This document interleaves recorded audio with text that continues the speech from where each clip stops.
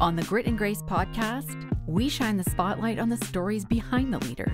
What is that like when you say you're completely transformed? In transplant, you get an entirely new lease on life. You need to do good with that. Today, I'm excited to introduce Joanne Kearney. She is the co-owner of Smithcom Limited and serves as vice chair on the UHN Foundation Board. In 2017, she faced end-stage kidney disease. With none of her friends or family being a match for transplant, it was then that she learned about the paired kidney exchange program. This program allowed for her husband to donate his kidney to a stranger so that she could receive her match. Her story inspires us all to think about the big questions. How do we want to architect the life we live now? How do we set ourselves up to make the biggest impact with the time we have today? This episode is transformative on so many levels. So let's begin. You have crafted an incredibly intentional life with a lot of flexibility and leisure in amongst your busy schedule. And so would you mind just sharing with everyone a little bit of your backstory and how this has all come to be? Sure. When I was 4, I was diagnosed with kidney disease. It was congenital, so it was bad luck kidney disease. I had a structural issue that they found, and I then needed to have my left kidney removed, and kind of lived with chronic kidney disease from that stage on. But it really wasn't a big part of my life. I mean, I had to take one powerful medication. I had to go and be at sick kids every 6 months. I had to do lots of blood work. I had to, it was living with a chronic illness, but I never really associated it as being sick.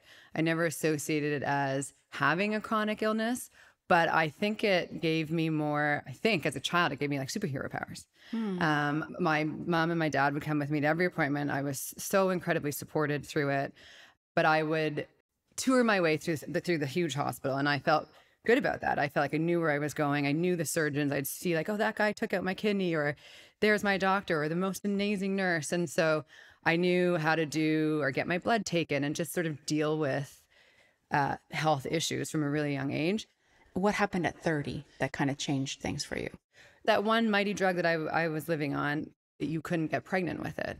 And so at that time in my late 20s, early 30s, I had met Brendan. We were starting our life together. We got married, and we were started thinking about that next phase of what do we want to do with our lives, and do we want to have a family? And so we wanted to see what my life would be like off of that medication. And it moved me from sort of just living with mid-stage kidney disease for just under 30 years to being an end-stage kidney disease. I didn't want to be defined by living with this illness. So transplant was what I was absolutely focused on. And because they have the option of living organ donation versus deceased, you can try to have it a little bit more in your own control, where if you can find a living donor, you don't have to go on a wait list and wait. I would have had to wait up to 8 years for a deceased organ. And because Brendan was there with me right away in the appointment without me ever having to ask, he was talking about, well, he could be the donor. And so I immediately felt very supported and knew that going down a transplant route rather than dialysis was for me. And there was bumps on the roads. There was unexpected challenges. Brendan was a match to me, and then it turned out he wasn't a match to me. So we had to figure out, okay, how do we move forward? And we managed to kind of get us navigated the healthcare system a bit more and found the kidney paired exchange, where it allowed for Brendan to come into a pool and donate his kidney to a stranger. And then in that same pool, I would receive one from a stranger. That's how it came to be. And it's a very innovative solution. Wow. It's only really been happening since about 2008 in North America. And it's done through AI. It's done through machine learning algorithms. Wow. Where the computer sort of simulates with these people who would match and whose histocompatibility would work best with each other. And they produce chains. So the optimal chain is about 12 people, or else it starts to break down. Someone gets too sick, someone pulls out, various reasons breaks down the chain. And so Brendan is an amazing person to put into that. He's an O blood type, so it's the best type of donor. So he could match with everybody. And I had become classified as like very difficult to match. And I wouldn't have matched my siblings. I knew I didn't match my siblings. And if other people had sort of continued to come forward, it was very unlikely statistically for me to match them. But this program looks at 155 people at the same time and says, okay, could we find one? And we managed to. What was in that decision point? It sounds like it was very aspirational and he wanted to do it, but I've just been thinking about this for the last week, and I'm thinking about what fear might have come up for me, how I might have been afraid in that moment. Is there anything there that you had to confront and overcome? It was very natural. Because Brendan was in all the appointments with me, we were learning on this journey together, Right. both about the options of once you get to end stage kidney disease, but he was also living with me and saw what I was suffering from, even though I never said I was suffering, or I never thought I was suffering. I never identified as suffering. But he could kind of see it. And he, from day one, just said, we're in this life together, and I want it to be a life together, and I want it to be as vibrant as possible. And so because it was a natural conversation, I never had to make an ask of anybody. And that I can see that being a big fear. How do you ask someone to donate an organ to you? You Yes. can't. My other fear was, how do we find that right balance moving forward when Brendan has literally saved my life? He's transformed my life in the short term, and in the long term, he's given me my life. How do I balance that with him being my husband? Yes, this was the other thing in the back of my mind. It's like, can you ever have an argument? Yeah, can you ever have conflict? Yeah. And how did you approach this? Well, so, I have to first say, Brendan's absolutely amazing. In the 7 years, next February, since the transplant, he's never once used it against me. He's never once, there might be jokes, but he's never once said, like, I did this for you. Right. So he's incredible. But my fear was, how do I say thank you every day, but then also want you to take out the garbage? And all those, we all, living with your loved one, like there's always going to be finding a way to live your life together. And we had this incredible time recovering from the surgeries. It's painful. You're watching your loved one become very weak because of what they did for you. I was flying around because I got a new kidney, and they give you a bunch of steroids for the first little while. So not only do you feel amazing, you also are even more up because of the treatment. And whereas Brendan, he couldn't walk as well. He was in a lot of pain, and we spent this very quiet. In retrospect, it was only 2 weeks. We should have taken longer together, where nothing else mattered, where it literally was this life transforming moment between the two of us. And our moms were there helping us, our family, our siblings, everyone was around. But it really was this quiet time for us to reflect and sort of say, nothing else matters more than life, and the life that you want to live, and how do you get there. And in that time, we reflected a lot about how lucky we were to have gotten there. In transplant, you get a entirely new lease on life. You literally, for me, it was within seconds. Some people, it does take a bit more time, but fine. In days, you are a completely different person. What is that like when you say you're completely transformed? The symptoms that you've lived with in organ failure, and for kidney, it can be a very long time. I mean, mine was years. They become part of your life, and you don't realize that you're fighting that. And then all of a sudden you wake up and it's gone. All of those symptoms are gone. Wow. Like they wake you up in the OR to make sure everything went well. And then you kind of wake up again in the post-op before you go up to the sort of your hospital room. In that moment, in the post-op room, it was the first time I was really alert, and I focused, and I had lived with like extreme itchiness for 3 or 4 years, and it was instantly gone. And you don't realize what you're living with Yeah. until it's gone. You get so used to it. Is that how I'm kind of hearing Yeah. you say it like that? Yeah, exactly. Wow. And you have new energy. And I had not ever really wanted to acknowledge that I lived with those. And it wasn't that bad compared to a lot of people. And it really wasn't. But all of a sudden you take something away, you give someone a new functioning piece of your body. And I think you're just energized by what you can do with it, and that what you want to do with it, because you have this unique gift and you've been given this opportunity. And someone, whether it's your loved one and living during you don't know, or tragically someone who donated their organs on death, you need to do good with that. You intentionally have created a life of balance, and you've architected this for yourself. And when I speak to people who know you, this is the thing that comes up that they admire. What have been some things that you've been mindful of to ensure that you architect balance in your life? I don't want to be defined by what I do for a living, or that I didn't ever want to be defined as someone who lived with a chronic illness. I want to be defined on the impact I have in my life, the impact I have with Brendan and I, and that life that he's enabled us to be living, and the impact that I can have on my clients and the advice that I'm giving, and in the strategies we try to execute, the impact on my family, that I can spend time with them and I can be there and support them through their challenges, just like they supported me. And so when you look at that, it's less about balancing everything, but it's saying, this is who I am and this is who I want to be. What do I need to do to make that happen? And what do I not need to do? What can I leave out? And it's always reflecting on, am I living the life I want to live? And is this how I define myself? When you started to ask those questions together, where did some of the answers take you guys? Because you've done a lot since your surgery, and I would just love for you to share a little bit of that journey for folks. Space and time. I try to treat people as the adults that they are, and to sort of say, you have a life that you're living while you're doing this work.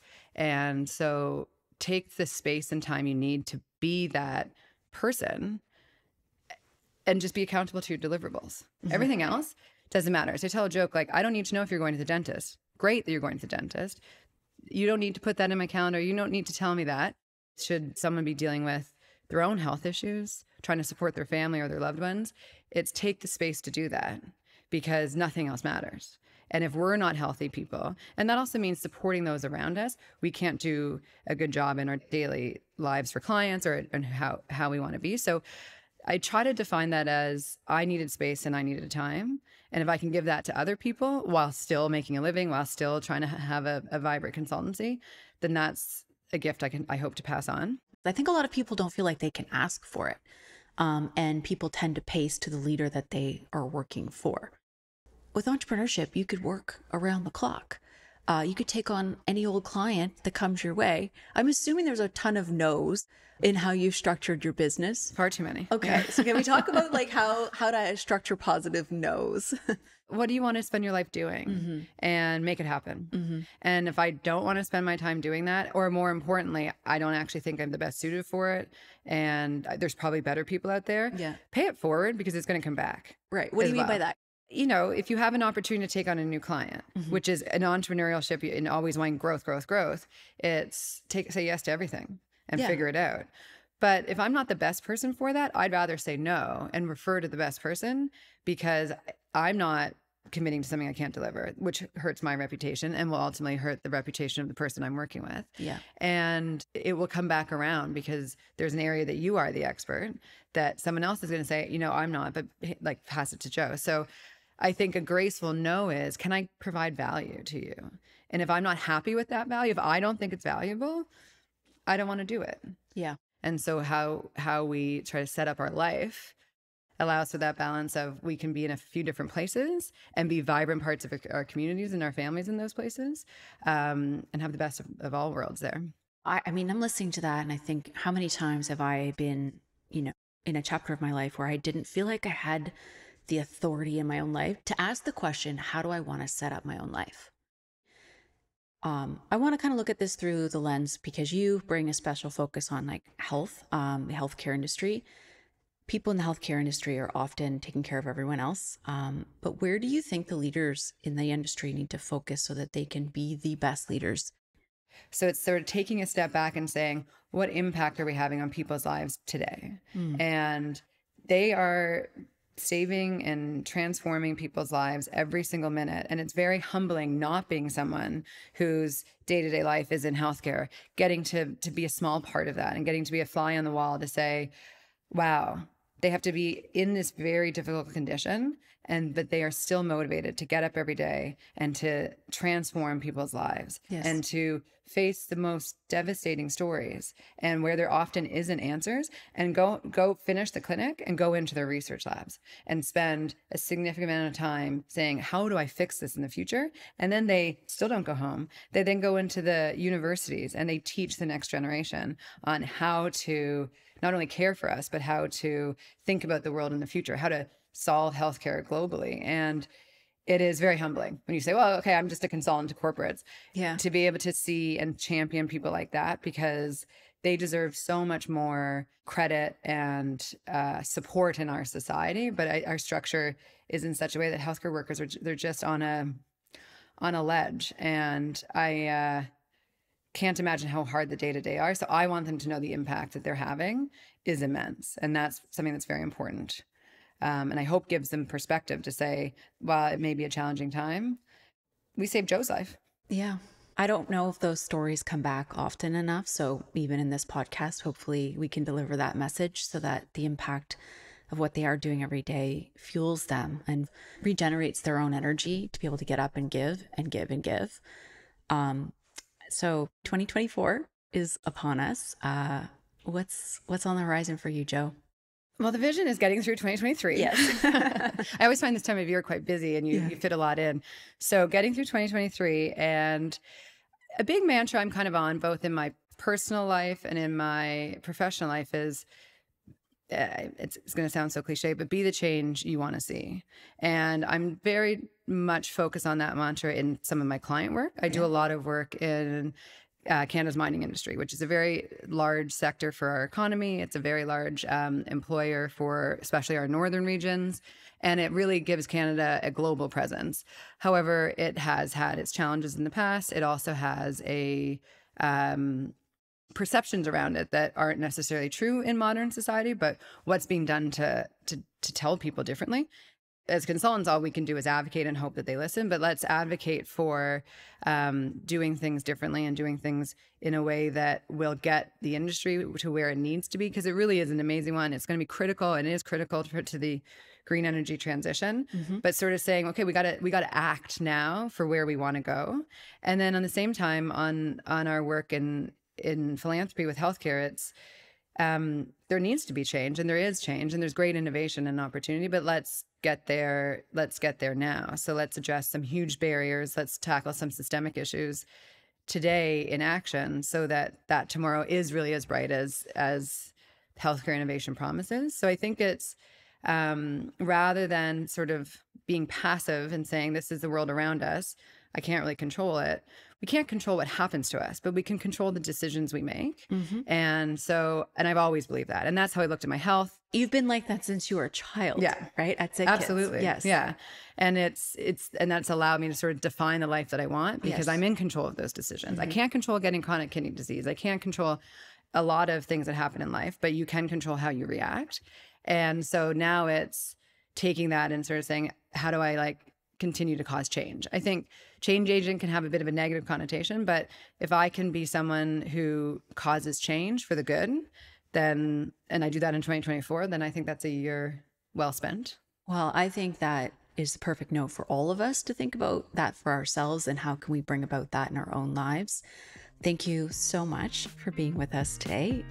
Your story is incredibly inspiring. So much to take away from this episode. Well, thank you for having me. Thank you for joining us. Don't forget to follow us on Instagram and LinkedIn, where we transform the wisdom from our podcast into practical tips, tools, and takeaways for your leadership journey. Find us at grit.grace.podcast. See you next week.